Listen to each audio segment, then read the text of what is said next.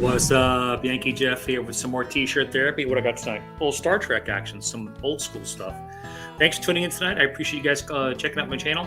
I do wanted to go ahead and say thank you for all the subscriptions, all the likes and the comments and stuff like that. I do really appreciate it. It makes me kind of feel like I'm not talking to myself. Getting back in just a simple chat, me and you tonight. No music reactions, no other stuff like that. Just talking about the basics. What are the basics? Well, before I go into that, why haven't you subscribed yet? Stop what you're doing right now. Go down here in the corner, right down here, over here. Just like and subscribe, please, and then we'll get back into it and go. Great, thanks for appreciate it.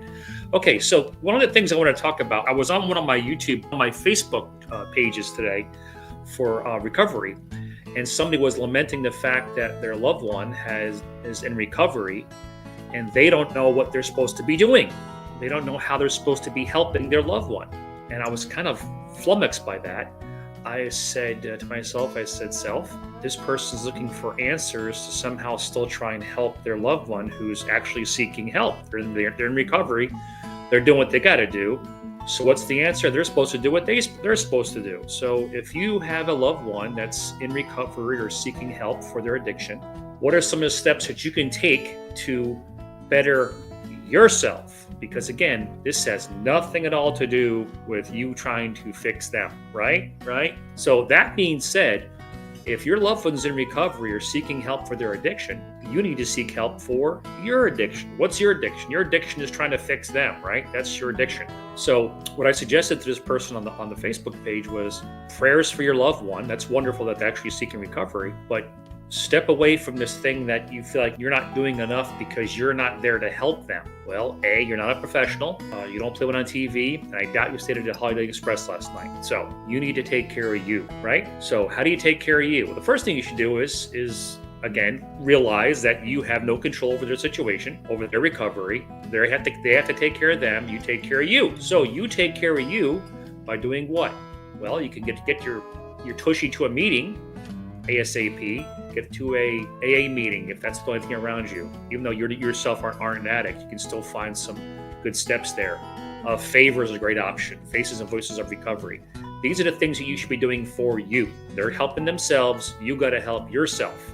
Okay. When I was reading this comment, I was like, wow, we have some control issues still, don't we? People still think that somehow we can control the situation. We can't. We can only control ourselves. By all means, if your loved one is in the process of seeking recovery, or even if they're not in the process of seeking recovery, that's the point. You got to take care of you, whether they're in recovery or not in recovery. Well, if they're full on using, still being ridden by this beast, you got to take care of yourself. That being said, it sounds simple, but it's not easy. And those are two different words, simple and easy. It's real simple. You're supposed to go to a meeting, work your steps, give it over to God, right? Simple, not easy. We still have trouble letting go sometimes. We still have trouble giving it over to God. We still have trouble just saying, okay, but you know what? If I just tried one more time, I think I would fix them. Or, if I wasn't so controlling, or what if I wasn't so oppressive? It wasn't so strict. It doesn't matter what you do. Okay, it doesn't matter. We've all been there. We've tried this, we've tried that, we've tried everything. So again, just get back to basics. Basics are give it over to somebody else besides you, because you're not qualified. Who's qualified to take care of someone else? Well, they are, hopefully. And if they're not, they'll seek help. Like I said this in all your videos, asking for help when you need it is not a sign of weakness or a sign of a weak mind or a weak character. It's a sign of courage. It's a sign of strength. Asking for help when you need it is a sign of intelligence. Not asking for help when you need it is a sign of stupidity. So if you need help, ask for it. Go to your meetings, work your steps, say your prayers. It's all around you. There's help everywhere if you look for it, okay? So by all means, this has to be brought up every now and then, and I'll remind everyone about this as we go along this journey together. Steps are not a 1, 2 to 12 and you get a degree and you're all done. No, this is a constant cyclical situation. You have to keep on honing your craft and honing your craft and honing your craft. Somebody like Tiger Woods doesn't just play golf once a week. He plays golf 4 or 5 times a day, 5 hours a day sometimes.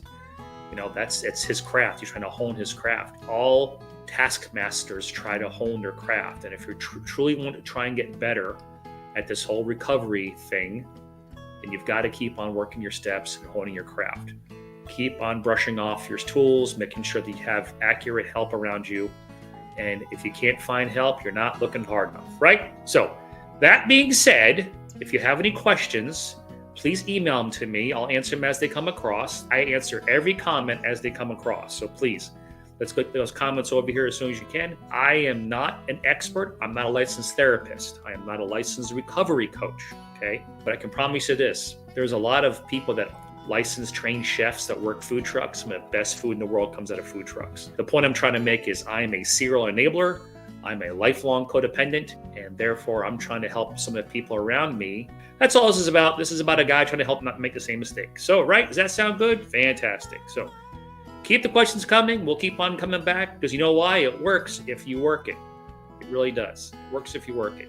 Please say a prayer for the prayerless, to people that need prayers and no one prays for. That's the worst thing in the world, to be needing prayers and no one's praying for you. There's a lot of people out there need prayers. So say a prayer for the prayerless. And where does it begin with?